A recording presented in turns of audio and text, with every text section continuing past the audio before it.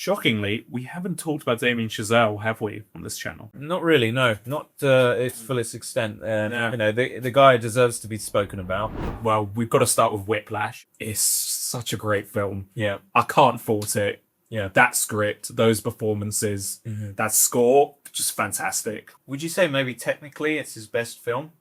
I think, you could make a case for La La Land. But if someone said Whiplash, I wouldn't disagree with them. I think when it comes to his best film, also the fact that he has so few films, it's kind of down to personal taste. Yeah. I feel like he needs to make more films where he can decide what is his best.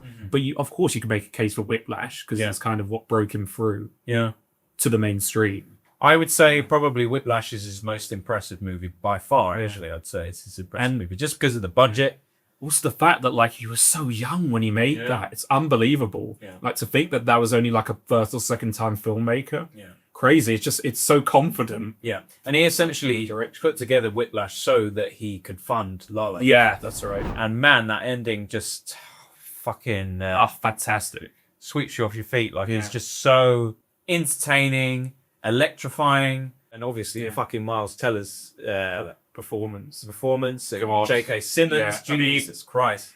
That is, well, I actually hesitate to call. I was about to say one of the greatest villains. I hesitate to call him a villain. Yeah. Because he's more of just a he's not an anti-hero, but you can't really call him a villain in a way. Maybe he pushes people because he wants them to be excellent. He just has very unorthodox like methods of doing so. Well, it's funny actually how you say that, because I think one of the beauties of this film is how much of a discussion it actually opens about that very question. Yeah. Is he a villain or is he not? Yeah. Is he just a fucking straight up arsehole who took things a little bit too far? Or was perfectionist? Yeah, was it because of him that that Miles Teller's succeeded in the end? Because he pushed him as far as he needed to go. There's a real it's a fine line, it's a slippery slope. It's a grey area there to discuss, and I think a lot of it is particularly down to that dialogue scene in the jazz bar where he says to him, "There is no two words worse than good job," and all that stuff in that conversation is so fucking interesting because.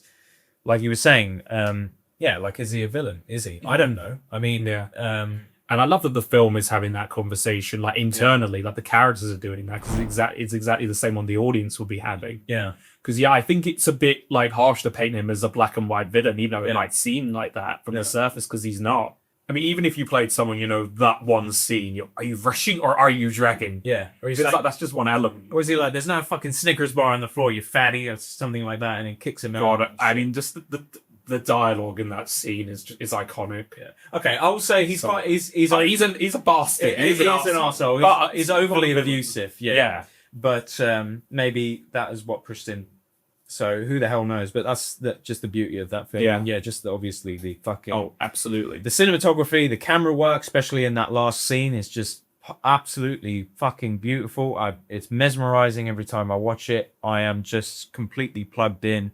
And also the car crash scene in particular, that really caught me off guard the first time I watched it. It just took you out of it for a second and realized how fucking sucked in this main protagonist is into this world. And like what it's doing to him. Yeah, with the bloody hands, the bloody drumsticks and everything like that. He was just so dedicated to it. And I think that's why people love this movie, is because it just shows no matter what it could have been. It could have been a guy playing the trumpet. It could have been a guy playing piano. And the most obvious one could have been a filmmaker. Yeah, exactly. And which is a very easy comparison to make. But I don't doubt that, that's what Damien Chazelle was trying to channel. Yeah. Just, the trials and tribulations of being an artist. Yes, exactly. And I think this is the best film about that. It really is. This is like the perfect passion movie, and anyone, like, no matter what they want to do, any artist will just fall in love with this movie for that very reason. Absolutely. So it's a fantastic movie, and then obviously it went to La La Land. How do you feel about La La Land? Oh, I still love La La Land. Yeah. For some people, it has become described as overrated, and I completely disagree. Because obviously, at the time it came out, it was so beloved, won so many Oscars, but it's still an excellent film, man. I love it. Yeah. I absolutely love it. How would you compare it to The Greatest Showman? Leagues better than The Greatest Showman. Oh, thank God. I'm so glad. Why the hell would I say that? I am so glad that you said that. Because people were really comparing them and saying how much they could think Greatest Showman. It's true, right? That's what I was thinking. Just like every fucking respect. Yeah. Every Some respect on Damien Chazelle's name. Yeah. I mean, Justin Hurwitz, man, his music is just beautiful. And this, in particular, La La Land, like I was saying, got me into jazz. It made me fall in love with the genre, Yeah. and just the real. The way that his cinematography, his swish pans, his charm, He loves those. editing, it's so flashy. I mean, I don't know if anyone has seen the viral clip of him tapping the cameraman on the shoulder. Yeah. Switching back and forth. Yeah. The editing, it is just so electrifying, and it is so in sync with the music. And that is why it is just one of the most fucking delicious musicals out there. And I think that's actually, I think looking back, is probably one of the first musicals that really maybe take a closer look at the genre, because I was never really particularly as interested in. I feel like it was probably a lot of people's gateway into the genre if they hadn't been interested. Yeah, I'll admit I wasn't majorly interested in musicals before I watched La La Land. Because this is like it's a modern musical. Yeah, yeah. And it's done very well. And it shreds that fine line so well without being too cheesy, too over the top. Not too much of like, I know a lot of people, and this is what I used to think when I was younger. I'm like, why the fuck are these two characters all of a sudden breaking into song? I just don't get it. It's taken me out of it. And it's like, no, you're completely misunderstanding the genre. That's what makes that's visual storytelling. Yes, exactly. Yeah. Actually, this is an example of showing that like two flawed characters actually works. Yeah. They're very flawed. Yeah. In La La Land, I still like them. Yeah. Even if, you think Mia's in the wrong or like Sebastian's in the wrong. Yeah. It just shows that if you are so set and in love with what you're passionate about, then you're going to have to make some sacrifices, which is exactly what Miles Teller does in Whiplash. Yeah. So there are a lot of comparisons to be made there. And I love how bittersweet the ending is. Yeah. I love it. That ending, in any other film could be so sappy. Yeah. But it's just so effective. Yeah. It's so effective. And I love when movies show kind of an alternate reality of how things could have been, where it shows like when she's in the jazz bar and she sees him and she's watching him with her new husband or boyfriend or whatever. And they take one look at they look at each other and they have this shared idea of how their relationship could have been if they didn't make the sacrifices that they had, but they knew that they couldn't have had both things in their life. There's just so much to this movie that it tackles some very deep things. And I think so much of what Damien Chazelle does brilliantly is just injecting so much of his passion into the characters, into the plot of the movie. Yeah. I feel like throughout all his work, his love of jazz also runs into the structure. Yeah. Don't you find that? Absolutely, Especially, obviously, with Whiplash and then La La Land. I mean, the way that he even, choreographs like a dialogue scene, there's a musicality to it. Yeah, yeah. The guy really understands. Yeah. And there's also First Man after that, which you haven't seen. No, I haven't. No. Which, he didn't write it. Yeah. I think it was kind of like a director for hire gig. It's still a solid film, and it has, in a weird way, the through line of passion, because it's about Neil Armstrong and the mission to the moon. Oh, like the first moon landing, and how that affects his relationship with his wife. Yeah. And it's still a solid film. Mm-hmm. I mean, not a lot of people have seen it, but obviously it's not one you're gonna say it's his best. Yeah, yeah. But give it a watch. It's interesting to see the looks of his work. Sure. But then after that, Babylon, which people are finally waking up to how brilliant it is. Mm-hmm. We both love Babylon so much. I watched Babylon in the cinema on my own when it first came out. It had a lot of mixed reviews at the beginning. Particularly the critics didn't like it. They said it was overly indulgent and kind of obsessed with itself and not reined in and not very ill-disciplined and overly long and just wishy-washy and over the top and all that stuff. But when I hear those things, I'm just thinking, man, that's what I love about it. Right. No, that's why I love it. And I think he's earned it. Yeah. Given his previous work. Yeah. I love when a director is just, given the reins and is allowed to, do what he wants within reason, sometimes it doesn't work. But in Damien Chazelle's case, I just think because he has the track record for it, I love seeing stuff like that. Yeah. This film is so bold and loud and maximalist, but in the best possible way. I totally agree. And that score, just Justin Hurwitz, every time. And something I wanted to point out as well, something that Damien Chazelle just does brilliant is endings. He fucking knows how to end a movie in the right way, in a way to get you satisfied, in a way to round up your whole experience. just to get you so fucking plugged into that last 5 minutes to make you want to rewatch it again and again and just re-feel that moment of. And Babylon is such a movie that was just designed to be sat and watched in the cinema and just drunk in and embraced for everything that it was. And man, just the fucking. And then you think about the ending. This is what I'm saying. Like every single movie he's done, the Whiplash, that ending, that last 10-minute sequence is just so electrifying. And then you have La La Land, which is the same, and it's got that beautiful sequence at the end. But Jesus, this kind of weird, edited, kind of put together. It's so bold. The ending to Babylon is crazy. Yeah, and that ending really grew on me when I first saw it. It's not that I didn't like it. I was just like processing it. Because it really caught me off guard. But I've grown to absolutely love that ending because people can call it indulgent, and yes, it is. It is in a way a bit film studenty, but I'm not saying that as an insult. But it is just someone showing how much they love this medium. Like just that score and the montage. And it's kind of like, I don't know, it's a bit of an assault on the senses. Well, it is, and that's what it's designed to do. What it's meant to be, but it also really makes you consider the themes of the film and what like Diego Calva's been through. All the shit that he went through with like Nelly and like, you know, bloody Tobey Maguire, and the fact that he still loves cinema, he loves movies so much. And years later, he goes to watch Singing in the Rain and just I can't get enough of like the cinematography in that scene. You're carrying through the crowd. The fact that he is able to go back to the cinema, go back to Hollywood years later and still remember, yes, this is why I love this medium and I love what I did. And I feel like there's a lot of like meta commentary. Oh, why not? Yeah, absolutely. Yeah. Nothing to do with Damien Chazelle's own relationship with like cinema. I mean, the whole movie is a projection of how he wants to look back and view 1920s Hollywood in the most loud, bombastic and chaotic and beautiful way. Without shying away from the gratuitousness of it and the violence of it and the drugs and the sex and all of that stuff. I mean, Jesus, the opening sequence. God, that man, an opening is... It's beautiful, right? It's something. Just going to that last montage, you know, some of it is just like literally showing you like a flash of a color, like or maybe the inks that are interacting with the celluloid on like a real film.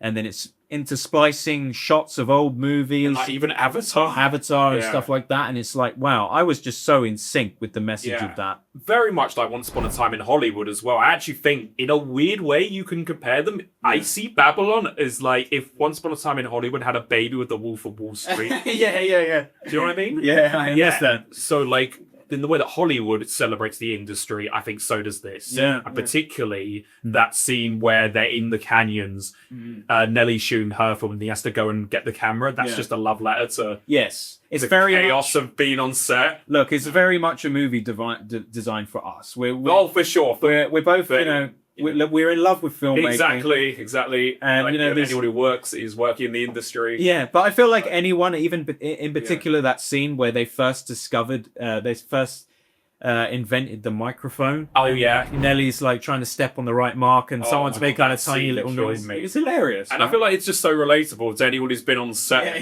When everyone's losing their minds. You want to get the perfect shot, but then the bloody boom mic isn't working. But that party scene, man, like even just the way that he can create such a great experience, and I think like if we maybe compare it to perhaps like the Playboy Mansion scene in Hollywood, of people just having a fantastic time, or people just choreographed in the most effortless way. If you considered that scene, the opening scene, Another Day of Sun, I think, is when they're on the interstate or they're on the bridge and they're all just bouncing and these vibrant colors and everything like that. Man, it's just mesmerizing to watch.